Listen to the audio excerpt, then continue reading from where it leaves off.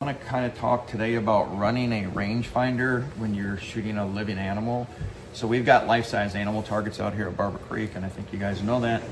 But when you're shooting an animal, sometimes you're not going to get the animal on the first range. And most mistakes I see for long-range hunting is people miss an animal because they got a bad range. So what I like to do is process of elimination. The first thing I'm going to do is I'm going to range over the animal. So I got that Gims buck out there. I'm going to range just over the top of it, and that's 1,000 yards. We know that's not the Gims buck.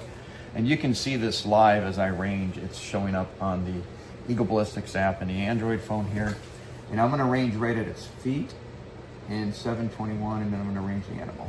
So I'm going over, under, at, guaranteeing that I get the animal in not the foreground background. You owe that to the animal.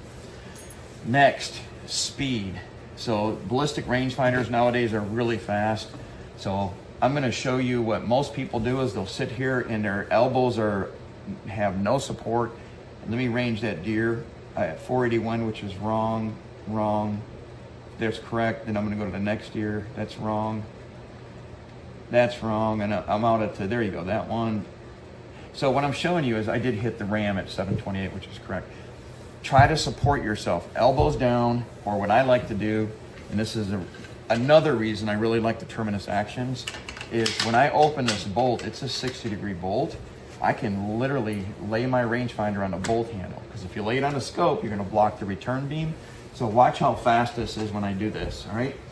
So I'm going to get on the target. First target is 503, correct. 582, correct. That far deer, 799. The ram is 729. 820 on the Gims buck. 927 on the bear. And then 1,000 yards on the elk. And you can see this live because again, it's on my Eagle Ballistics app on the Android being screen recorded at the same time. That's so much faster and so much more stable by finding something to support the rangefinder on when you're trying to range an animal. All right, hopefully this helps. So I'm just going to repeat it one more time. When ranging an animal, over, under, at, except the at, that's probably the animal, not foreground and background, and then stabilize the rangefinder by using something to support it. All right, have a good day, and we'll talk to you later.